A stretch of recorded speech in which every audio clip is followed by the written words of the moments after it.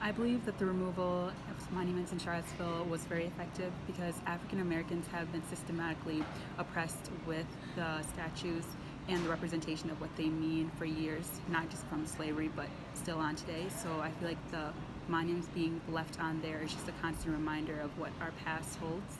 So, I feel like the way they've been removed, I don't feel like it was probably the best way to do it, like vandalism wise. But like officially, like I feel like that it's a good thing because it's like a lot of people say that it's a monument to history, but uh, like you don't like not everything in history was a good thing, and especially like the Confederacy, like that kind of thing, like that wasn't necessarily a good thing. And yes, it means different things to different people, but specifically like to a vast majority of minorities, it's not a symbol of of something good. Charlottesville. Okay, so I was actually watching a documentary last Friday on like the KKK and all that, and they were talking about because they went to the courthouse to protest because they were gonna take down the monuments, and so there was like a big group of black people that counter protested that, and I thought that was really cool. But like basically, what I learned from that is that they're afraid because they think we want to erase their history, and like they think that we're like basically out to get them. So I mean, honestly, I think that's really great that we're taking that down, because I feel like that's taking down like still the racist values that America still holds. I think that it definitely is a good idea because I feel like if we're looking back at the Constitution and looking at our constitutional rights, those don't line up to what we proclaim as to be like your rights as an American, and to have statues that basically represent the opposite of what we say that we really are, I feel like that it isn't beneficial to our country. To them. So when you first proposed the question, of course I thought about so many black women activists. So I'm thinking about people like Sojourner Truth, Harriet Tubman, Ida B. Wells. We could go on and on. Ella Baker. And of course there are, monuments of some of these people in places. But I think about black women. If anyone should have a monument, it should be black women. And the reason I say that is that so first of all, it's not like we have, lots of monuments of black people. But when we do have monuments of black people, they tend to focus on men. So I think it's really important to show that black women has played such a huge role in striving for freedom, and that's throughout history. So with that question, those are the first people that come to mind for me. I believe people who should have monuments dedicated to them are the ones that fought for not only civil rights, but for all human rights for Black Americans, Asians, Hispanics, and everyone inclusive. People who have done good things, and regardless of like ethnicity, race, whatever, just like good in general to like change the world in any way. And but specifically like when that's being considered, like I noticed that the focus group is not non-people of color. So I feel like yes, doesn't matter. It matters more of the deeds, but I feel like it should be inspected throughout all types of people instead of a specific group. Kind of going back again to the Constitution, anybody who embodies and who lives out what we say we are as America. So not people who maybe owned slaves, not people who like basically contributed anything negatively to anybody else's rights. So anybody who has positively impacted the American dream. Next question. Who do you think should have monuments dedicated to them? I'm sorry, I'm like reading this. Yeah, you're good. Okay. Hold on. I mean, I just think people who do good for their country, But then again, like, that's kind of like contradictory because a lot of white people thought that, like, the racist things and all that, they thought that they were doing good for their country. So I'm not sure who should have it, as long as that we're actually educated on who we're giving, like, the monuments to. Because I feel like when people are ignorant and all that, that's when, like, you get racist stuff put up and all that. So, I mean, if I had to put something, I would say, like, Cesar Chavez and all that. He's my guy. So when you first proposed the question, of course, I thought about so many Black women activists. So I'm thinking about people like Sojourner Truth, Harriet Tubman, Ida B. Wells. We could go on and on. Ella Baker. And of course, there are, monuments of some of these people in places. But I think about Black women. If anyone should have a monument, it should be Black women. And the reason I say that is that so first of all, it's not like we have, lots of monuments of Black people. But when we do have monuments of Black people, they tend to focus on men. So I think it's really important to show that Black women has played such a huge role in striving for freedom, and that's throughout history. So with that question, those are the first people that come to mind for me.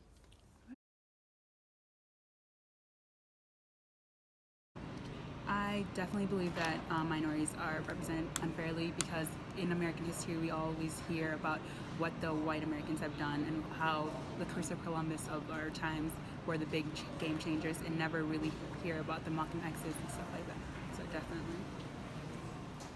Yes, in the sense that, like, especially like when you go to Washington D.C., you see a lot of monuments of soldiers and paintings and etc. like that, and they're all depicted as just, the stereotypical American white citizen. But what most people don't like to recognize is that a lot of minorities were also a part of that, and especially like from my island of Puerto Rico, like a lot of people from there also fought in the war, but it's not recognized as that in any of the monuments. Represented, this country was built on minorities. Not only did minorities inhabit it first, but they built it. And I think that we don't give them the respect and the recognition that they deserve. I don't think we're represented the way we should be represented. Like, going back again to what I was saying about the documentary on the KKK, there was two guys, I think their name is Anthony and Ricardo. They were talking about, like, Obama being a pacifier for Black people to shut up. And it's like, they said, oh, you want to sit in front of the bus? There you go. You can have it. Shut up, So I see that a lot. And then I see that with DACA for, like, the undocumented people. We only got, like, Social Security, work authorization, and IDs. And that was just for us to be quiet. Like, you can't really do much with that. But they saw that we were actually accomplishing a lot, and so now they took that away from us. And yeah, that's basically it. Monuments. Yes. I would definitely say yes. And again, it's not that there aren't monuments of people of color, but there are definitely not as many as you have of white Americans. And I was just in Chicago this weekend, and there was a monument that I was looking at, and it showed Europeans and Native Americans. And the Native Americans were kind of like below this European, who looked very much like a colonizer. So you can see the presence of Native Americans in some statues, but their positionality is problematic. So yes, when I think about minorities or people of color, I definitely think the representation is unfair, and it's not. And again, when there are these representations, they can be problematic in their positioning, and not just physical positioning, but the way they present people of color as if that is where they are supposed to be. They're supposed to be led by whites, or they are supposed to be in a position of submission. So I definitely think there is an unfair amount of monuments or statues dedicated to people of color.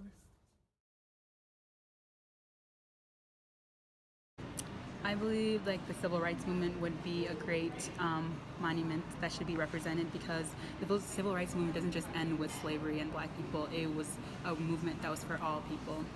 You know? Probably when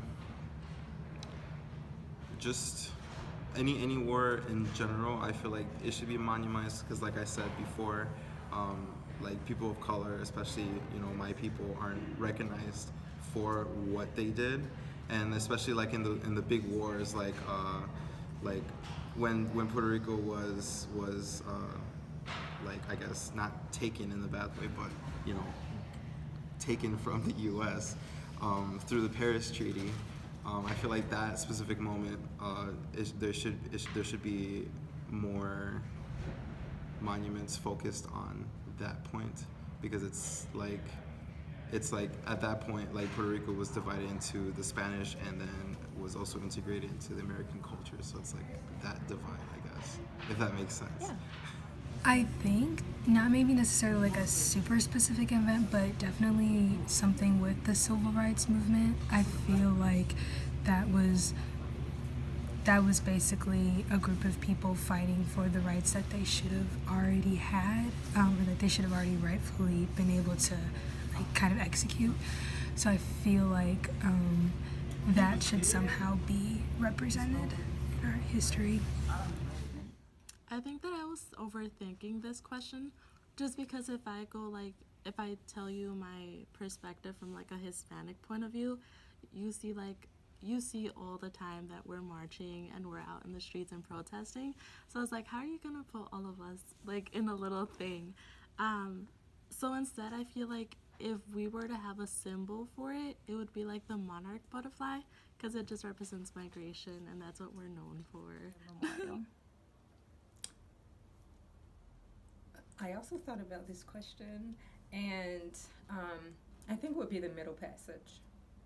And it's a very difficult history. It's not one, where it wouldn't be a happy monument, but I think it's important because it shows how most African descendants, of course not all, but for my history, it shows how we got here, right? So if the U.S. is a country of so-called immigrants, you have to talk about the people who didn't willingly immigrate here, people who were forced to immigrate here. And I think a great way to do that would be to have a huge monument that shows the Middle Passage.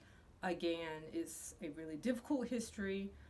So also when I was in Chicago this weekend, we went to the DeSable Museum, and they have a small display where they show the point of no return. And then when you go inside, they kind of have it set up like a boat.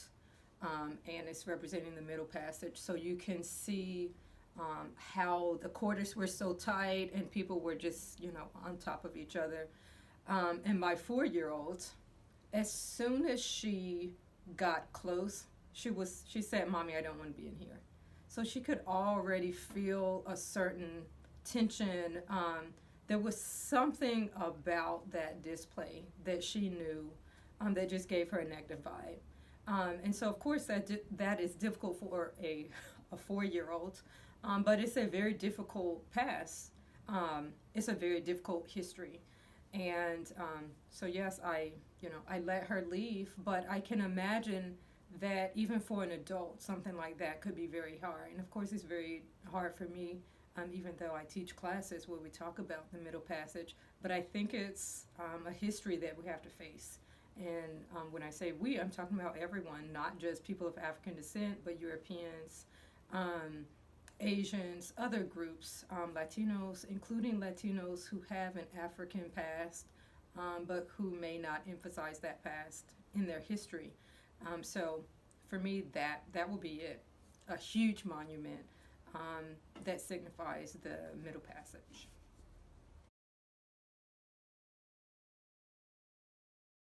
I would like to be remembered as a person who stood up for what they believed in, even if everyone else doesn't agree with me per se. So someone who just stands up to adversity when all everyone else says you're wrong. I would like my legacy to be remembered would be like through, you know, my children, if I have any, but specifically like directly from me, would probably be like something that would be able to change the world in a positive way through technology, since that's something that's like rising very fast. So I would like something to not just affect like California or something. Like I want something that can benefit the world. So yeah. I would definitely like to be remembered as somebody who wasn't complacent, I guess. Somebody who continued to fight for the rights that I'm still working towards today, or working to use without other people's permission. And I want to be remembered as somebody who was a role model to people who look like me, as somebody who never gave up. So yeah. I feel like if I were to die right now, I'd be okay with that. Like, I hope I don't die soon, but like there's so much more that I need to do and that needs to be done, like as an activist way. But like months ago, I was able to go to DC and like be in a summit for activists, and then a couple months ago, I was able to be part of like the MPS Sanctuary District. Yeah, so I was interviewed by Showtime Circus on like why I think that's important and all that. So I feel like so far I've done pretty good. But overall, I think that I want people to remember me as like a hard worker and someone that actually like cares about the situation, because I know like even I'm undocumented, so even if one day I get like my citizenship and all that, I don't want to be like that type of person that's like, oh yeah, illegal people should go back. Like I still want to go fight for them, because I know a lot of people like that. So I would like my legacy to be one that shows that I resisted in any way possible. So this could be something simple. It could be an issue with institutional racism through the university. And there may not be a lot that I can change, but whatever is in my power, I try to change, and I try to resist. It could be, again, something related to me trying to help a student out, because I'm aware of, again, the way that discrimination works in institutions. It could be me trying to represent, or not even represent, but tell the stories of Afro-Brazilians in their everyday lives, but also the way they engage in politics, their stories of discrimination and resistance. All of these things are important to me, and those are the things that I would consider my legacy, is that, oh, this is a person who, again, I don't have to be a famous person or anything, but in small ways, I've tried to resist discrimination, sexism, we could go on and on. And I'm not limited to this country, but I try to highlight what's going on in other countries, such as Brazil, which is my area of expertise. So I would consider that my legacy.